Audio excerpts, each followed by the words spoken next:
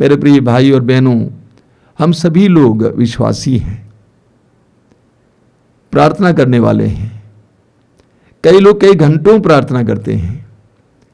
प्रभु यीशु ने सुसमाचार में प्रार्थना के विषय में बहुत सारी बातें कही हैं, लेकिन हमें किस तरह की प्रार्थना करनी चाहिए इसके बारे में प्रभु यीशु ने यूहन्ना के सुसमाचार के अध्याय 4 में एक सामरी स्त्री से कहा है। बड़ी रोचक बात है। एक सामरी स्त्री से प्रभु यीशु कहते हैं कि हमारी प्रार्थना कैसी होनी चाहिए। यूहन्ना के सुसमाचार के अध्याय 4 उसके वाक्य 23 में प्रभु कहते हैं, हे नारी, वो समय आ रहा है और आ ही गया है जब सच्चे आराधक आत्मा और सच्चाई से ईश्वर की आराधना करेंगे और ईश्वर ऐसे आराधकों को चाहता है। वाक्य 24 में प्रभु कहते हैं, क्योंकि ईश्वर आत्मा है और उसके आराधकों को चाहिए कि वे आत्मा और सच्चाई से उसकी आराधना करें। ईश्वर आत्मा है और उसके आराधकों को चाहिए कि वे आत्मा और सच्चाई से उसकी आराधना करें। कुछ लोग इसकी व्याख्या करते हुए कहते हैं, इसका मतलब यह है कि हमें ईश्वर की आराधना पवित्र आत्मा में और यीशु के साथ जुड़कर करने चाहिए, क्योंकि यीशु सत्य है। लेकिन इसका एक व्यापक अर्थ है, एक गहरा अर्थ है। हम लोग इस पर आज मनन चिंतन करेंगे। सबसे पहले प्रभु यीशु कहते हैं कि हमें आत्मा से प्रार्थना करनी चाहिए। हमारी प्रार्थनाओं को आत्मा से निकलनी चाहिए। मां मरियम ने कहा, मेरी आत्मा प्रभु का गुणगान करती है, मेरी आत्मा प्रभु का गुणगान करती है, मेरा मन अपने मुक्तिदाता ईश्वर में आनंद मनाता है। कितनी गहरी बात है। मरियम कहती हैं कि मेरी आत्मा प्रभु का गुणगान करती है।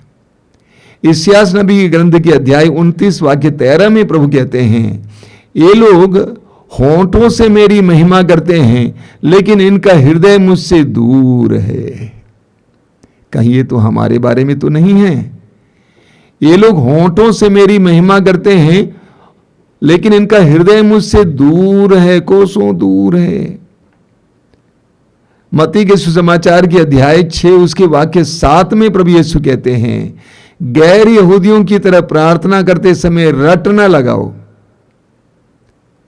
बहुत ज्यादा शब्दों का इस्तेमाल मत करो। रटना रटना रटना रटना, आवाज करना। स्तोत्रकार कहता है स्तोत्र गंध 121 में, मैं अपनी आंखें पर्वतों की ओर उठाता हूं। प्रार्थना के समय हमें अपनी आंखें पर्वतों की ओर उठाना चाहिए। अक्सर हम विचलित होते हैं, हमारी आंखें यहां वहां खोई हुई रहती हैं, हमारा मन विचलित रहता है, प्रार्थना में हम एकाग्र नहीं होते हैं। मैं हर बार कहता हूं, आपने सुना होगा, एकाग्र कीजिए, एक अग्र। स्तोत्रकार कहता है स्तोत्र 34 में, प्रभु की ओर दृष्टि लगाओ और आनंदित हो, तुम फिर कभी निराश नहीं होगे। प्रभु की ओर दृष्टि लगाओ। हमारी प्रार्थना में हमें पूरी तरह से अपने मन और हृदय को प्रभु की ओर लगाना चाहिए। हमें एक बहुत सुंदर उदाहरण सामुएल के ग्रंथ के पहले ग्रंथ के अध्याय 1 में मिलता है। वाक्य 15 में हम पढ़ेंगे कि सामुएल की मां हन्ना मंदिर में प्रार्थना कर रही थी। बड़ी पीड़ा के साथ प्रार्थना कर रही थी, क्योंकि वो बांझ थी, उसकी कोई संतान नहीं थी। वचन में लिखा हुआ है कि उसके होंठ हिल रहे थे। पुरोहित एली ने सोचा कि उसने मदिरा पिया है, लेकिन उसने पुरोहित से कहा कि प्रभु के सामने मैं अपने हृदय को खोल रही थी, मैं प्रभु के सामने अपने हृदय को खोल रही थी, उंडेल रही थी। कितनी गहरी प्रार्थना थी। मैं अक्सर एक उदाहरण दिया करता हूं, तीर धनुष का उदाहरण। आपने तीर और धनुष देखा है। तीर धनुष में तीर को प्रत्यंचा से लगाया जाता है, और जितना प्रत्यंचा उस डोर को हम जितना अंदर की ओर खींचेंगे उतना दूर जाकर वो तीर गिरेगी। जितना गहरा खींचेंगे उतना दूर जाकर वो तीर गिरेगी। प्रार्थना भी कुछ इसी तरह है। सिर्फ हमारे होंठों से निकली प्रार्थना वहीं गिर जाती है। लेकिन जितनी गहराई से हमारी प्रार्थना निकलेगी उतना दूर वो प्रार्थना पहुंचती है। वचन में लिखा हुआ है प्रवक्ता ग्रंथ अध्याय 35 में कि जो सारे हृदय से प्रभु की सेवा करता है उसकी प्रार्थना मेघों को चीर कर ईश्वर के पास पहुंच जाती है। मेघों को चीर कर ईश्वर के पास पहुंच जाती है। इसीलिए जब हम प्रार्थना में बैठते हैं हमें अपनी आंखें बंद करके हृदय खोलकर गहराई से प्रार्थना करनी चाहिए। हमारी आत्मा को प्रभु की आत्मा से जोड़ना चाहिए। वो गहराई आएगी तभी हमारी प्रार्थना में शक्ति आएगी। मत्ती के सुसमाचार के अध्याय 6 में उसके वाक्य 6 में प्रभु यीशु कहते हैं, जब तुम प्रार्थना करते हो अपने कमरे में जाओ और द्वार बंद करो और एकांत में प्रार्थना करो। तुम्हारा स्वर्गीय पिता जो एकांत को भी देखता है तुम्हें पुरस्कार देगा। जब तुम प्रार्थना करते हो अपने कमरे में जाओ और द्वार बंद करो, एकांत में प्रार्थना करो, एकांत में प्रार्थना करो। प्रभु यीशु स्वयं एकांत में ही प्रार्थना करते थे। सुसमाचारों में हम पढ़ते हैं कि प्रभु यीशु एकांत स्थान में जाकर प्रार्थना करते थे। एक बार ट्रेन में बैठा हुआ था और किसी ने मुझसे पूछा कि आप कहाँ से आ रहे हैं, तो उस समय मैंने कहा कि मैं बनारस से आ रहा हूँ, हमारे एक आश्रम है, बहुत एकांत स्थान है, आवाज़ नहीं है। आजकल तो बहुत आवाज़ आ गया हमारे चारों ओर। तो उस बुद्धिमान व्यक्ति ने मुझसे पूछा कि एकांत का अर्थ क्या है, और उन्होंने स्वयं मुझे समझाया। एकांत का मतलब है जहां एक का भी अंत होता है, जहां पे मनुष्य ईश्वर में लीन हो जाता है। प्रभु यीशु कहते हैं कि तुम्हें इस तरह की प्रार्थना करनी चाहिए, आत्मा से प्रार्थना, आत्मा की गहराई से प्रार्थना। दूसरी बात जो प्रभु यीशु कहते हैं वो यह है कि तुम्हारी प्रार्थना सच्चाई से आनी चाहिए। आत्मा और सच्चाई से ईश्वर की आराधना करना।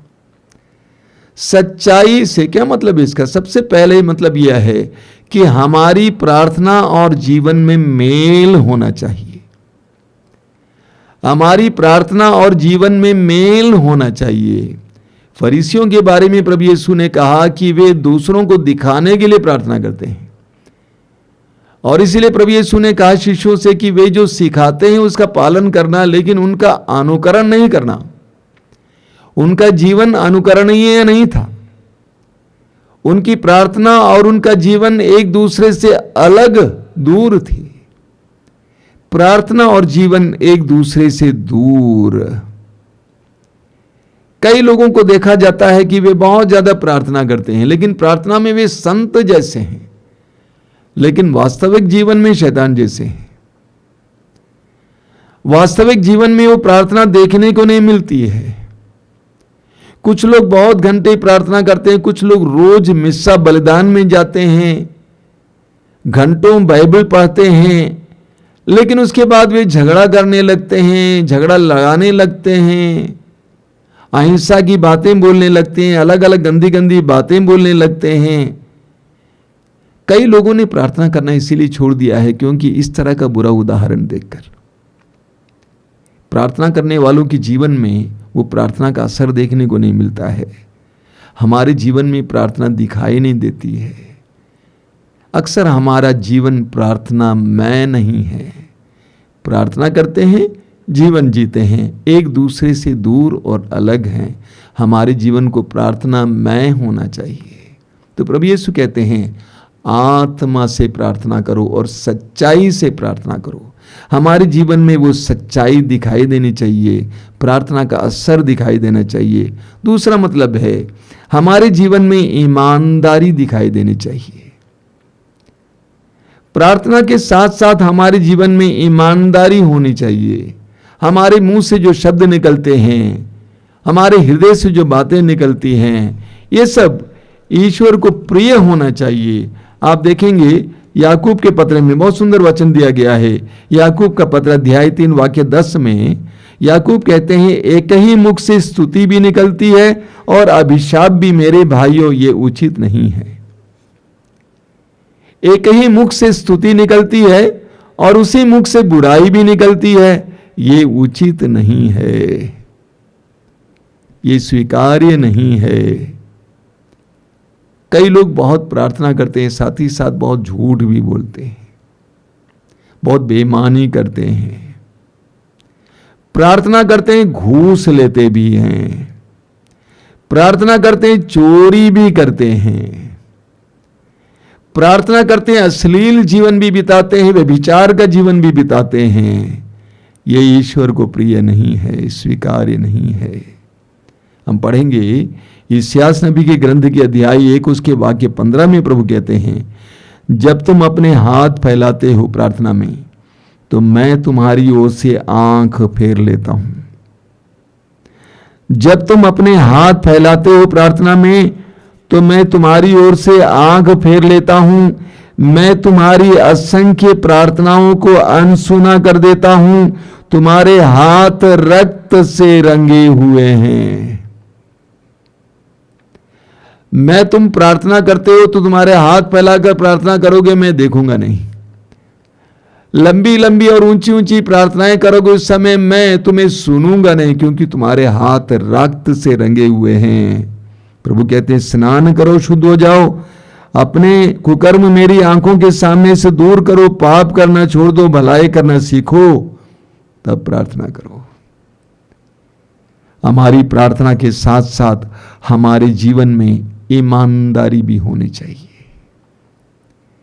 हमारी प्रार्थना के साथ साथ हमारे जीवन में ईमानदारी होनी चाहिए। हम ईश्वर को ठग नहीं सकते, हम ईश्वर को धोखा नहीं दे सकते।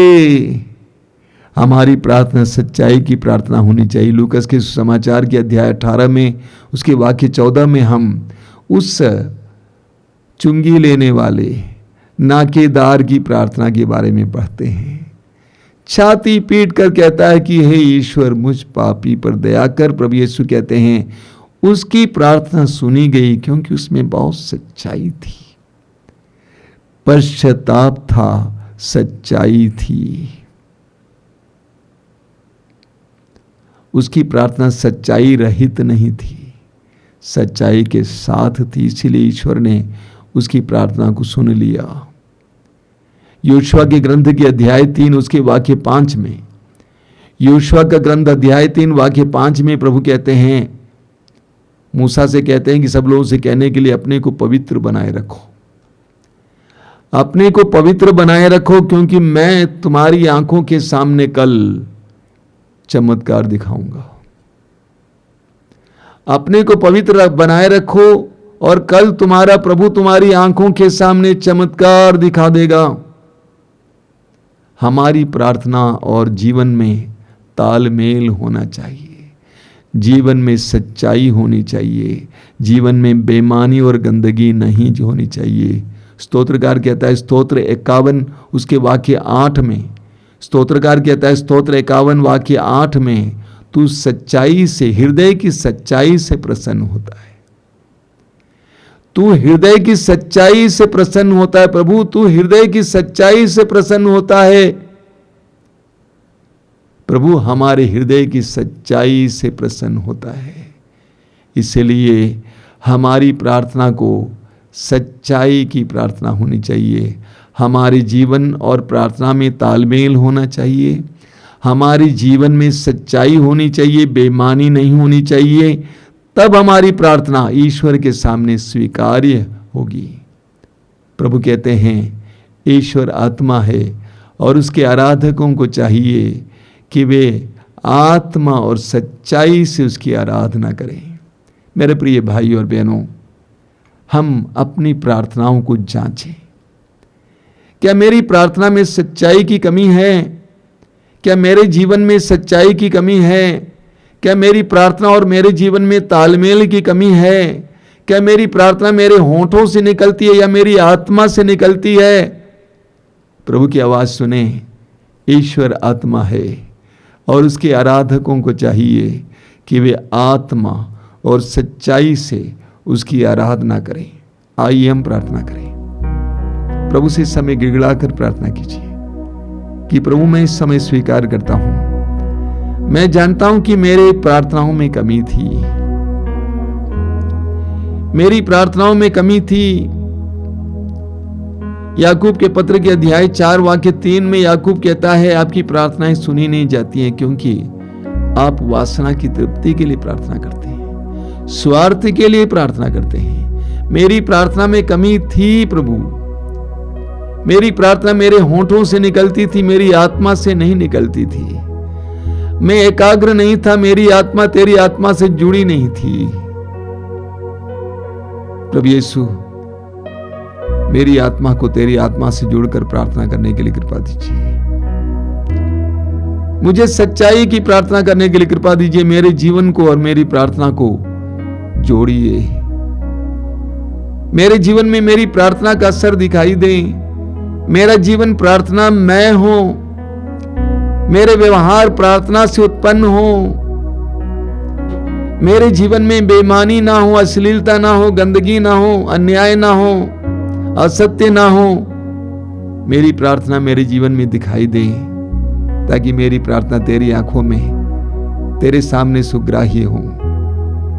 हे प्रभु यीशु, इन वचनों को सुनने वाले मेरे भाई बहनों को आशीर्वाद देना, सच्ची प्रार्थना का आशीर्वाद, गहरी प्रार्थना का आशीर्वाद, प्रभावशाली प्रार्थना का आशीर्वाद, पूरे मन और हृदय से तुझे पुकारने की कृपा दीजिए।